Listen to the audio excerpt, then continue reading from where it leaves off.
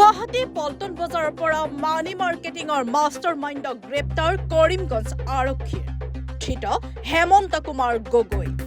গগৈয়ে চলাইছিল Singhania fintech এগ্ৰেছ company. কৰিমগঞ্জৰ বহুতৰ পৰা লোন দিয়াৰ নামত ২,০০০ কোটি টকা লোৱাৰ অভিযোগ গগৈৰ বিৰুদ্ধে। কৰিমগঞ্জৰ কাৰ্যালয়ৰ পৰা প্ৰথমে প্ৰবঞ্চক ৰাহুল ৰয়ক গ্ৰেপ্তাৰ কৰে আৰক্ষীয়ে আৰু সোধা পোছাৰ অন্তত গুৱাহাটীৰ পৰা গ্ৰেপ্তাৰ কৰে হেমন্ত কুমাৰ গগৈ। কৰিমগঞ্জৰ পৰা শুভঙ্কৰ মালাকাৰৰ ৰিপৰ্ট এনি ভাৰত 24। জুবিন গাৰ্গৰ গীতসমূহৰ ওপৰত আধাৰিত গানে কি আনে নামৰ এটা সুন্দৰ অনুষ্ঠান আপোনালোকৰ ওচৰলৈ আহি আছে অতি শীঘ্ৰে।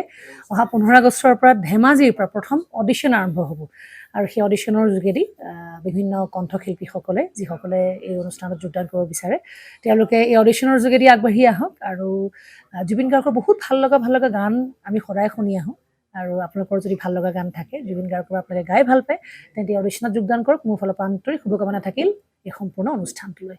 ধন্যবাদ।